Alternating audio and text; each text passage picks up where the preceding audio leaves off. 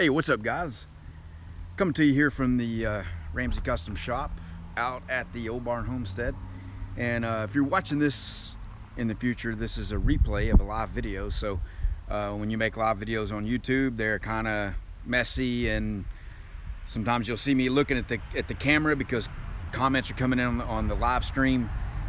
You'll see me pausing. It's unedited. It's just live, real footage. So bear with me if you're watching this in the future.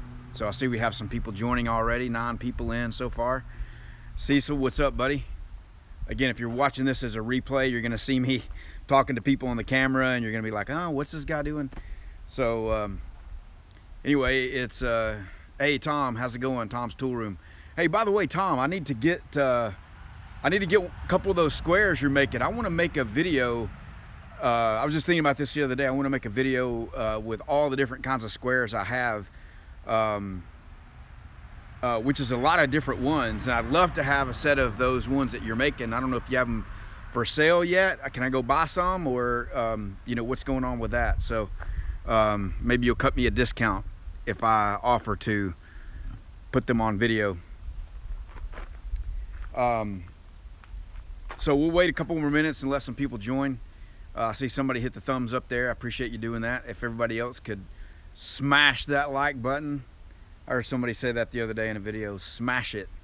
Don't just hit the like button. I mean, just crush it.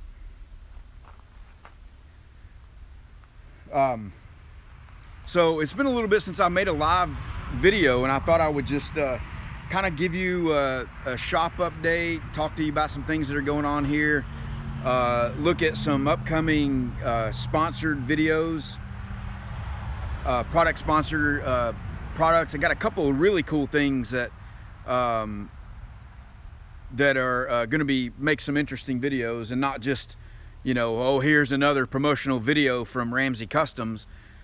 Great, you know, let me hop on and watch them promote somebody else's stuff.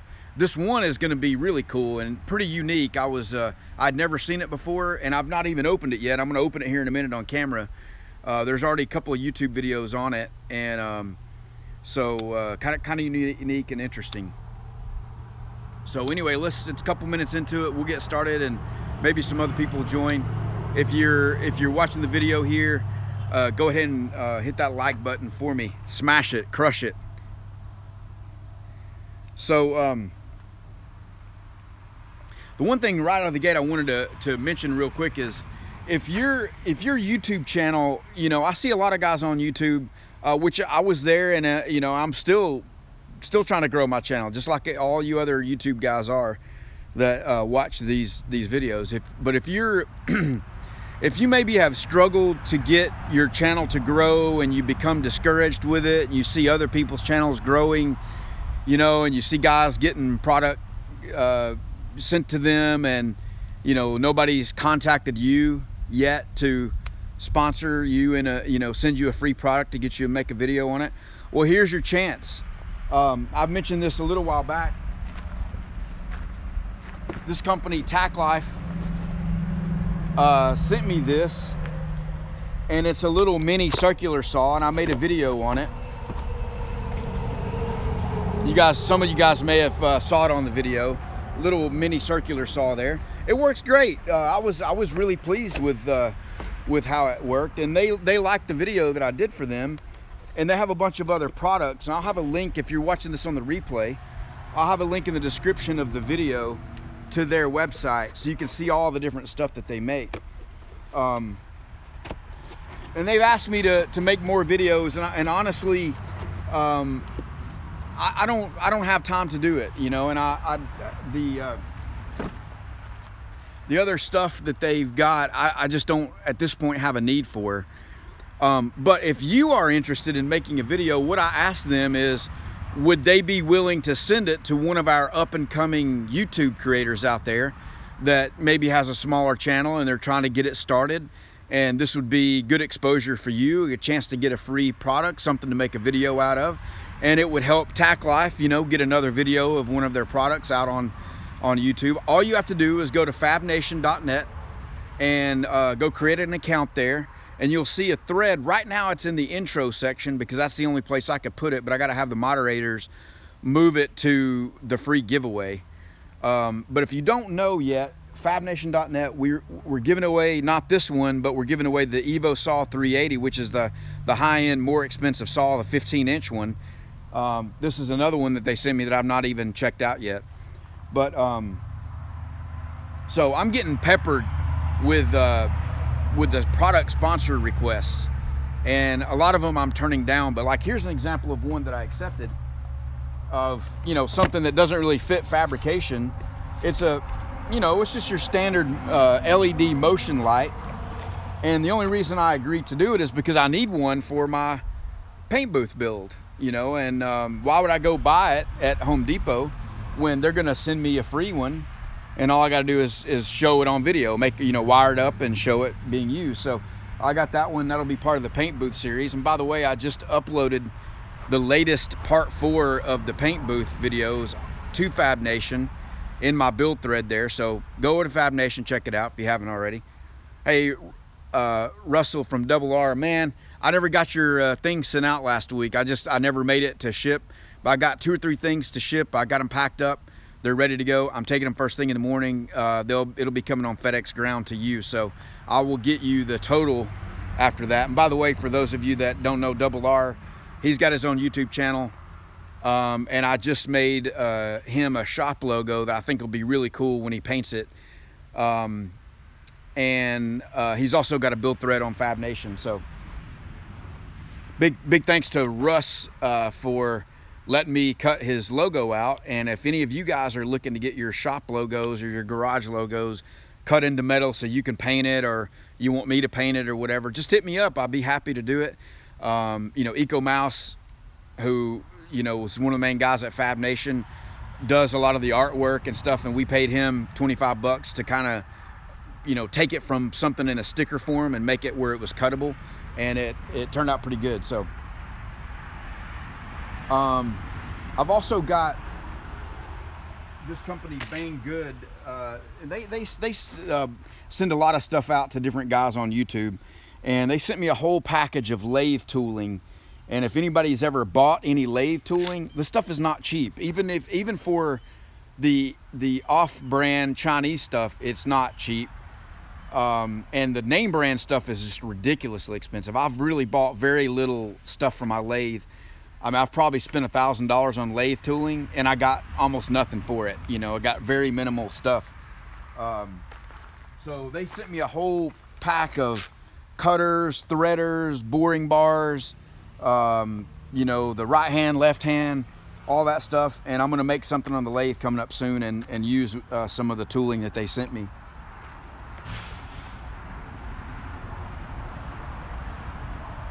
They also sent me some step bits, and you guys that watch Keith Finner, he made a flexible drill bit arm the other day, and they sent me one of these flex drill bit extensions, you know, where you can put it in a drill and do a right angle, or, you know, if you got an odd thing. So I may show that on video as well.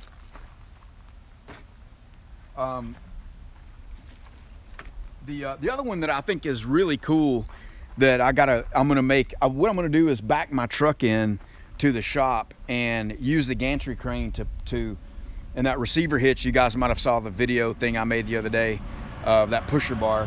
I'm gonna put that in the receiver hitch, and the thing that's in that flat rate box right there, I'm gonna use it to pick up the back of my truck with, to demonstrate its clamping force. So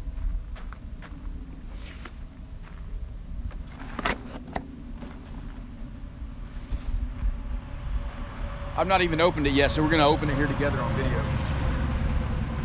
I'm gonna turn this way because my shadow may be getting in the way here.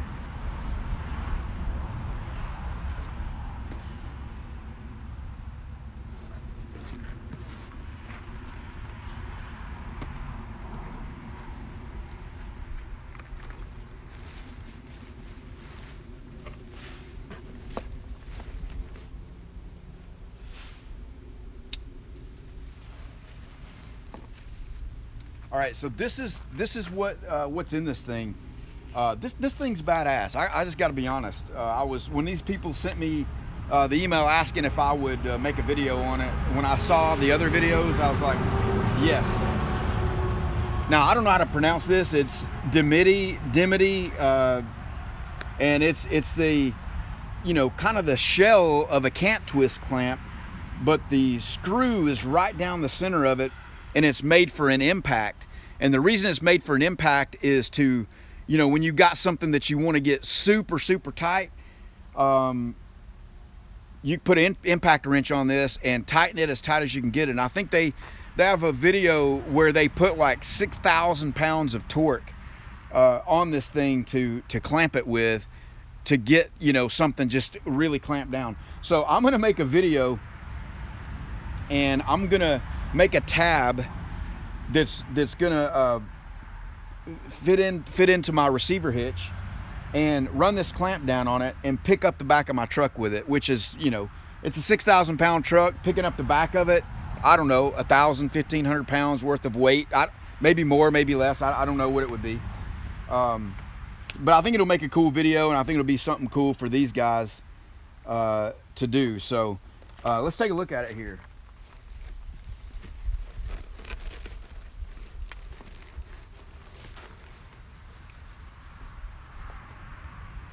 I mean, it is like, the finish on it is just like a cant twist, you know, the cadmium plating or whatever, and it's got the copper jaws in it. And they give you this, oh, I guess this is to, yeah, so if you want to hand tighten it, they give you this, you know, just to kind of hand tighten it with, or you can put your impact down on that and really crank down on it. Now, the interesting thing about this is that I could see on the threads, they're super fine thread, and it's a double actuating, so it's turning against a nut that's in here and here. So when you're, so I think the one difference is about this is it's not really cantilevered like a cant twist, but it does have two sets of threads in their fine thread. They're not square shoulder, it's not an Acme thread, but I guess it's good enough to get, I think it was, I want to say it was 8,000 or 9,000 pounds of clamping load that they put on this. This is the 5-inch version, and they've also got an 8-inch version of it. I'm pretty excited about making some videos and actually putting it to use in projects. So big thanks to those guys for sending me that, and no disrespect to Tack Life and Banggood, you know, but those things that they make are kind of inexpensive, and they're, you know, $50 tools or $70 tools. I mean, this is a real, this is badass right here. And if they contacted me, I'm guessing you're probably going to see these show up on some other channels as well, because they usually contact multiple people at the same time. But what do you guys think about this thing? Again, this is a 5-inch one. They've got a 7-inch one or 8-inch one as well. They asked me which one I want. I just told them the 5-inch because I don't know. I probably should have gotten the 8-inch one.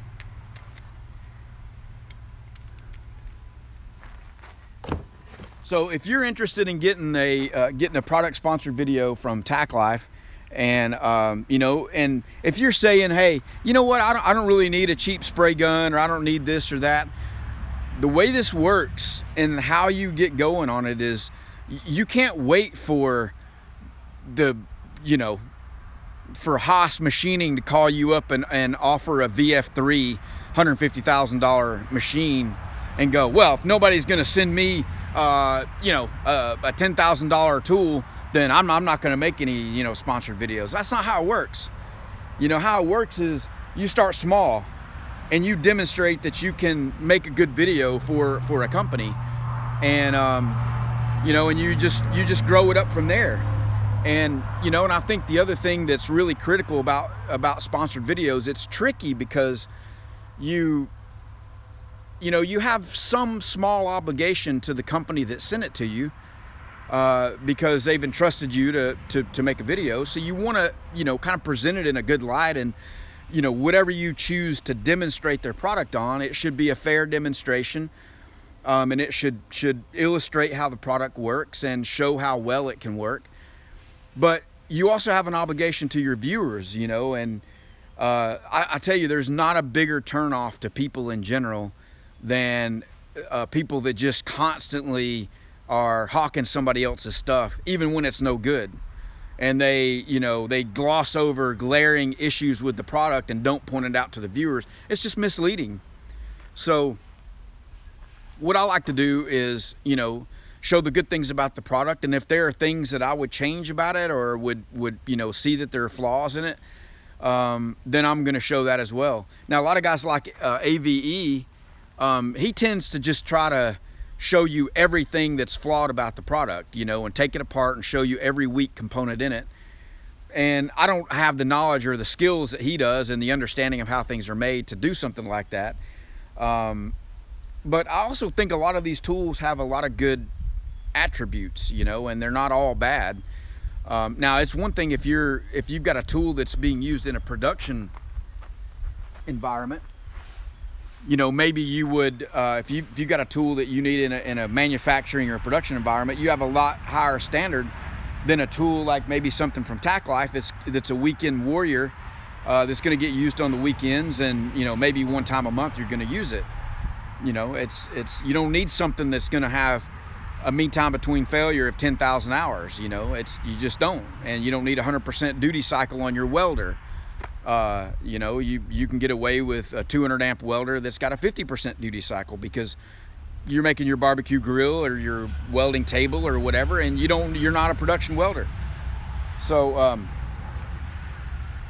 anyway, guys, if you haven't already, go over to Fab Nation, and in the intro section, and I'm gonna get EcoMouse to move it to a free giveaway section. There's two sections there. There's a free giveaway on the Evolution saw. All you have to do is register and have a post count of 3. That's it. That's all you have to do. We're not selling anything. We're not trying to take any of your money unless you want to buy a t-shirt that's Fab Nation. And also, there's a thread over there I just created. If you're interested in getting a Tack Life sponsorship, where we're going to send you one of their tools. They've got a whole bunch of different stuff. Again, if you're watching this in the replay, there's a link in the description that's their Amazon page of all the things they offer. Or if you just want to go on Amazon and search for Tack Life, you'll see all the, they got a lot of, you know, kind of neat little garage tools and shop tools, weekend warrior type things that are pretty handy. And just go over there and check it out. And also this morning I put the latest video of the paint booth build up on my build thread over on Fab Nation. So it's not available on YouTube yet. The only way you can see it is to go to Fab Nation. So if the only thing I'm promoting here in this video is Fab Nation, even though I'm showing all these other products. But anyway, I just thought I'd make a video this morning, give you guys an update, show you what's going on. And you know, I know when you go over to Fab Nation, it doesn't look like there's a lot of people there yet because there's not. It's going to take a little bit to get things built up. So if you've started a build video over there, be sure to keep it up to date. My biggest video on YouTube has right around 1 million views, and the reason it has 1 million views is because of a build thread that I created on another website, a painting website, and the traffic source to that video, those 1 million views, a lot of them come from that other website.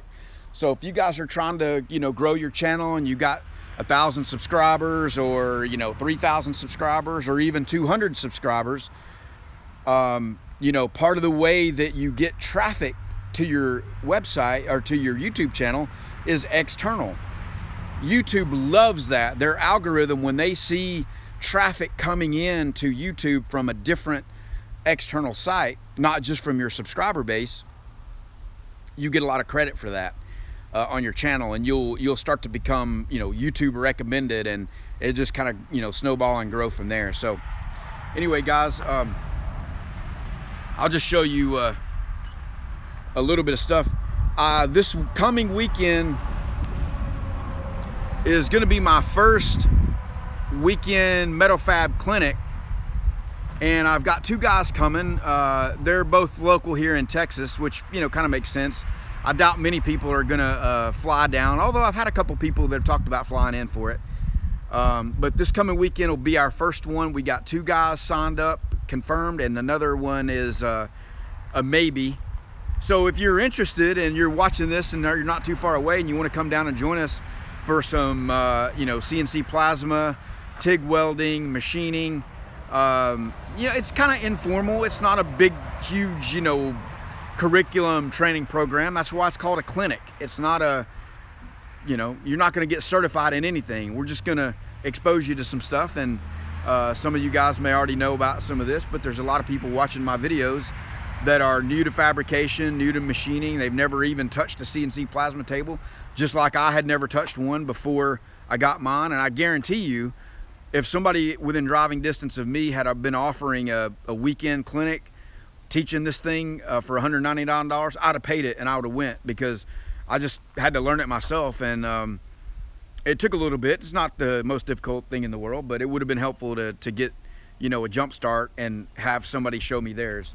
So I'm not going to show you, you know, back there too much, because I have the build series going on the paint booth, but you can see all the R panels lined up here. I'm on the I'm working on the exterior walls now, and the paint booth's kind of, I'm going to get 2 of the exterior walls up. Well, actually 2 of them are up.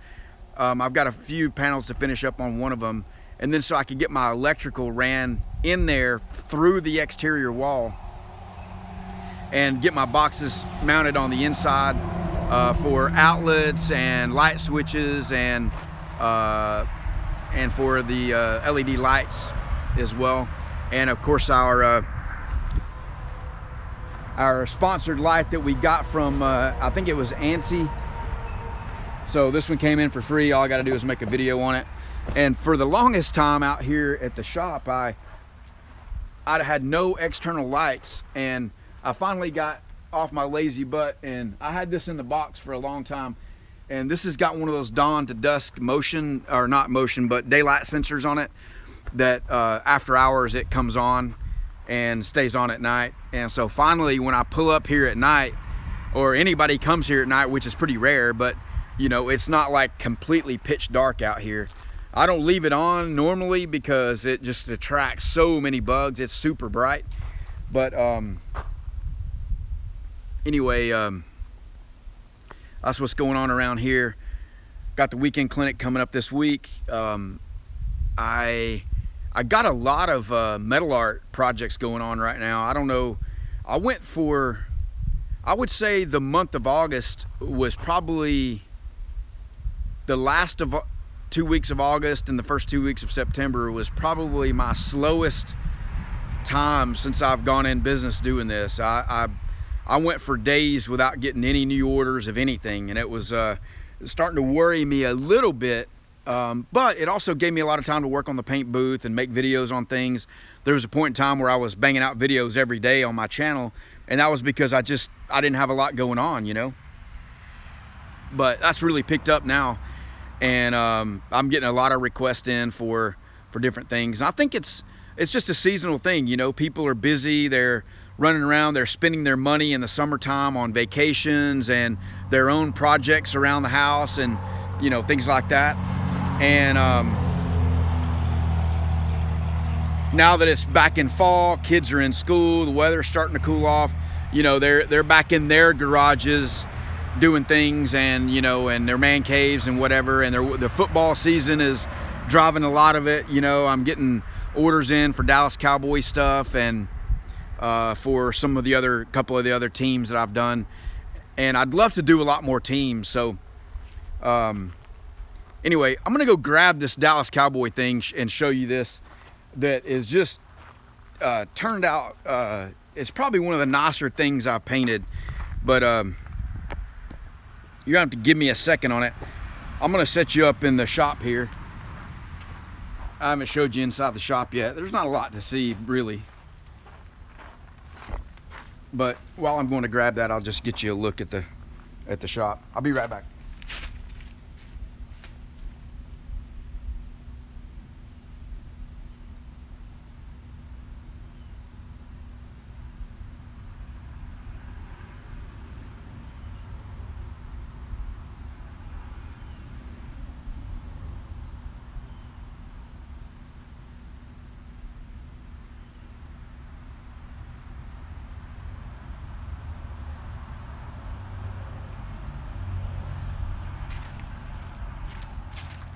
Let me get you out here in the sun on this. I've continued. I've made so much stuff now, you know, metal art stuff and painting and all. I've just continued. Everything I make, I try to make better. You know, I try to make it a little nicer, work on the clear coat. You know, one of the things that I do is on my painting station in there, I use a level to get wherever, you know, the piece is laying for me to paint, you know, on there on the 2x4s. I use a level to get it as level as I can so that I can hammer the clear on there. Now, you don't want to get too much on it, but I really want it to go on wet. I mean, way wetter than you could on a vertical surface. It would just run off a vertical surface.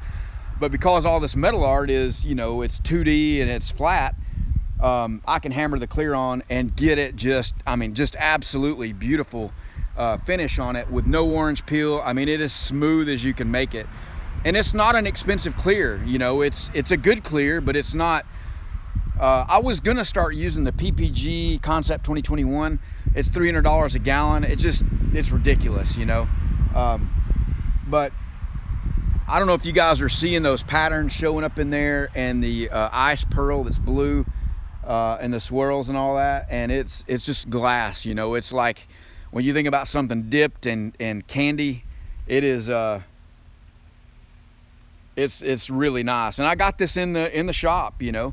I think the combination of not having any air movement with the fact that it is in the shop and there's dust all around it works, because what can create dust in your work and dirt and debris coming in there is when you get air moving, you know, when you turn the fans on and it's just sucking in dirt and debris and any ambient dirt and debris that's in your shop. You're gonna have a good chance of getting it in there. Now, the bad thing about it is you do have the overspray that hangs up above your part, and it, you know, kind of settles in the form of dry overspray.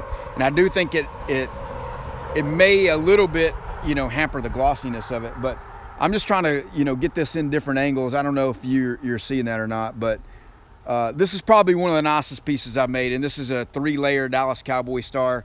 I sell these for $150. It's 18 inches wide.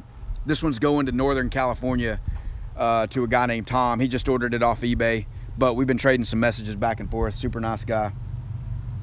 So if you're a Cowboys fan, or if you're some other fan, let me know if you're not a, you know, what fan you are, and if you want to get something made. You know, I can make any team. I just haven't, you know, taken the time to do it. So if you really want something and you want a badass paint job on it, you know, send me an email.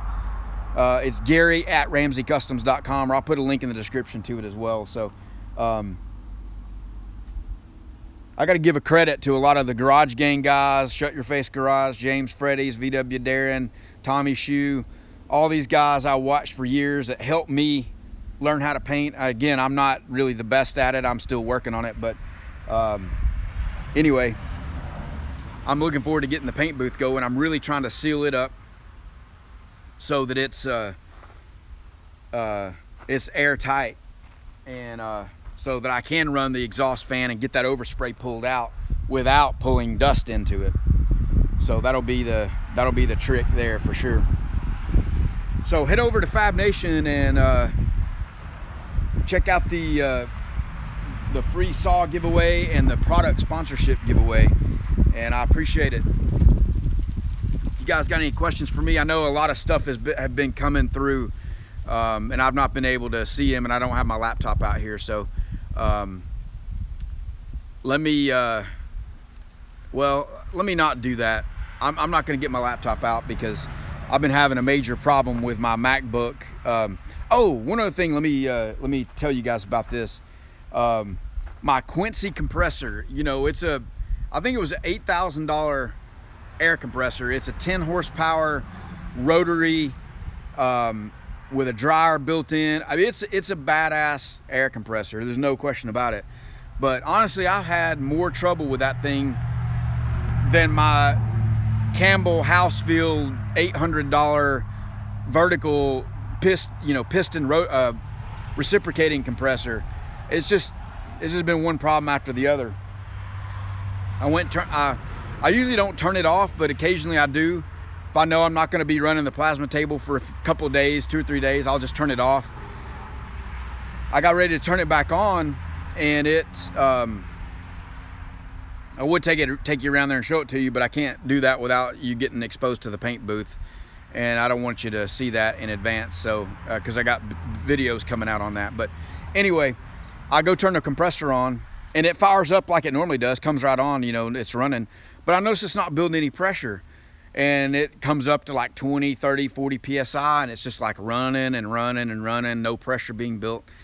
And I was like, what is going on with this? I came into the shop to check all my connections to see if something was leaking somewhere. There's no leaks anywhere. So I noticed that it sounds like it's, you know, it's bleeding off air pressure, and it's got a built-in mechanism to cause it to bleed off air pressure, because it's not meant for intermittent use. And that's, you know, people try to tell me that when I bought it. I didn't really realize that, but it's not really, it's great. It's meant to run all the time. I mean, it's meant to be a production, the compressor, the rotary part of it running constantly, you know, 100% duty cycle running all day long. And it's not meant to come on, run for a little bit and shut off like, you know, a single one-man shop would need. Now, luckily, I still had my old air compressor, and I had it shut off. I wasn't using it. I was just using the big one. So I was able to get it switched over, and it didn't cause me any disruption. But it's either one of two things that's going on with it. So I turned it off, and then later I tried it again, and now it won't build any pressure. It just runs. But anyway, it's got a solenoid in there that when it gets to 120 psi, it opens the solenoid and bleeds off pressure and runs in a no load situation. And it will, when it kicks on to fill up its tank, it runs for a minimum of 15 minutes or no more than on and off 4 times an hour. And again, that's to protect it from coming on, going off, coming on, going off. The startup on it is not good for them. So I believe that solenoid has stuck open and is stuck in the no load mode full time, and it won't build any pressure. Well, I've been back and forth with Quincy trying to get them out here. It's still under warranty. That's been a hassle. It was a hassle the last time I had to deal with them. And it's been about 2 weeks now, and they've still not made it here. They're supposed to come Friday and call me and said they weren't coming. So I escalated to their corporate, and they've guaranteed me that somebody's going to be here Monday, tomorrow. But what the guy was telling me on the phone is there's a maintenance item that you have to drain off this evaporator that's back behind the cover. You're supposed to do it once a week. He asked me had I been doing that. I told him no, I didn't know it. And it is in the manual. The only thing I saw in the manual was about the oil change, and it's 1,000 hours on that. And I've only got 500 hours on it. So, but once a week, there's this evaporator collector where it builds up moisture inside the compressor, and it collects in this evaporator or separator between the oil and water. The water goes to the bottom, and you're supposed to drain that off once a week. And he said if you don't drain it off, it can cause rust buildup between the fan blades of the rotor and the housing, and that rust will eat away and mess your tolerance up and cause it to where it won't build any pressure, and that's not under warranty. I'm like, oh my gosh.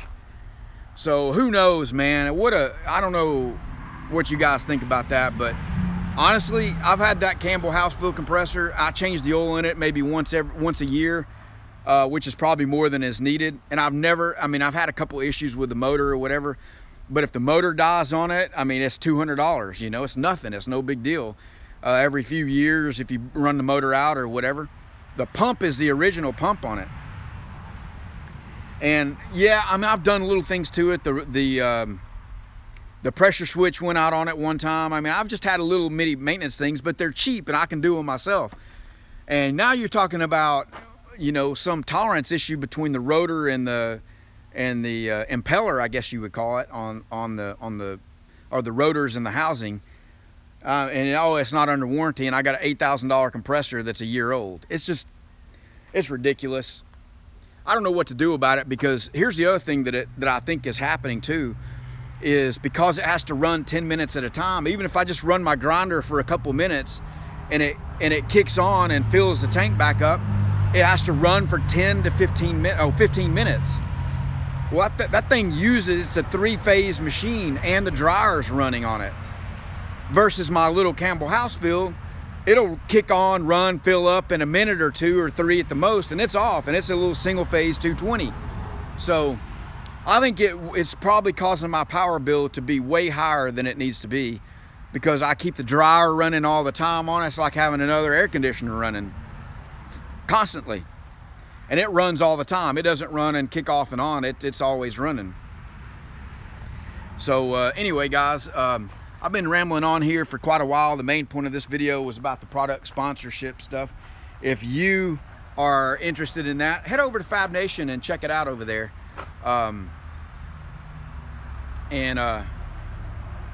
There again, there's a giveaway build thread, and then in the intro section, I just created a thread there where all you have to do is go in and express your interest in it, and I'm going to pick somebody. I was originally thinking, you know, maybe you got to have at least 500 subscribers or whatever, but anybody can have a chance to win, and maybe there'll be a chance for everybody that puts their name down to win. So so just go check that out.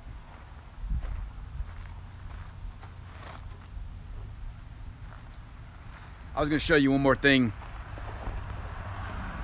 So I got all my R panels in for the paint booth, and I got, you know, different lengths and sizes depending on what I'm trying to do here. But so you can see them all stacked up there, and I got pretty frustrated because part of it is I don't know what I'm doing, and I ordered let's see, this is what they sent me for wall to roof trim. And you see this has got a hinge on the outside of it. And what I thought I was getting was this. Let me see what you guys are seeing here.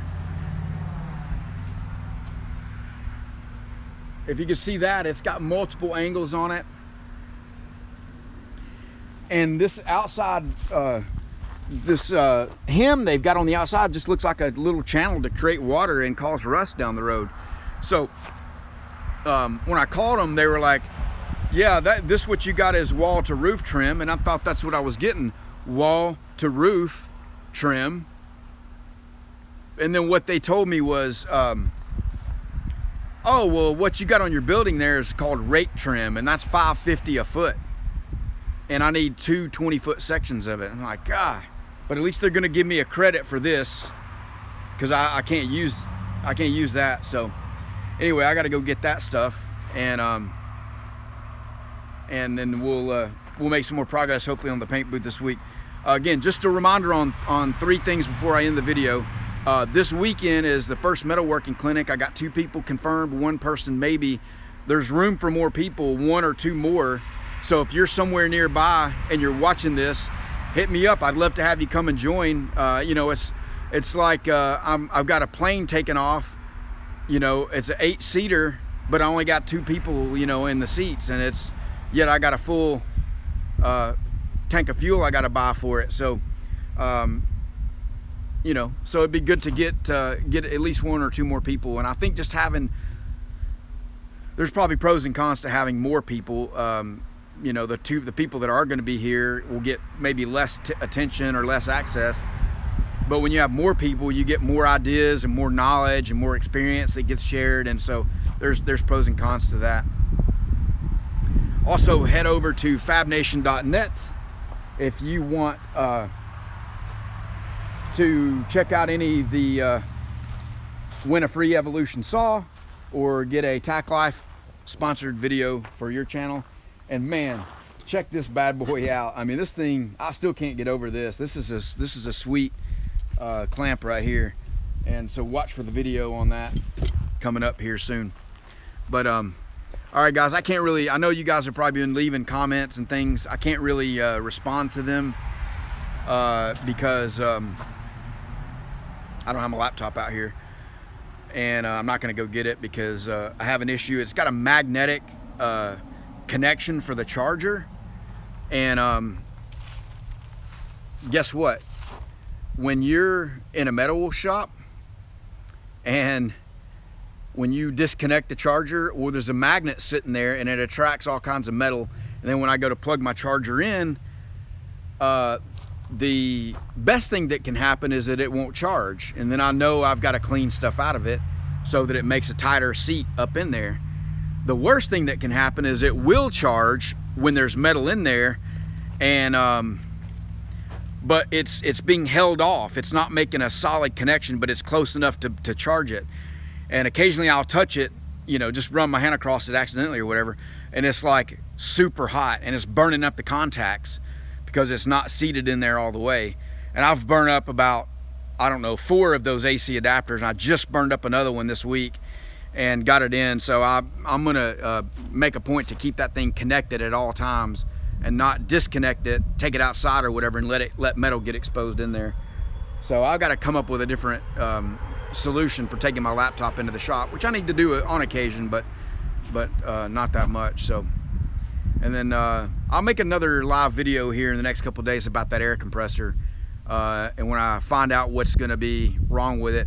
I guess if it ends up being a tolerance issue between the rotor and the housing, that maybe I can go in there and weld some material where it's corroded the housing, you know, where it needs to make contact, and then send it to Brian Block or Adam Booth or somebody like that, and get them to put it on their lathe and return the internal bore. I don't think my lathe is big enough for it. It's a pretty big rotary housing on it, because it's not going to be covered under warranty, and I guarantee you it's not going to be cheap to replace.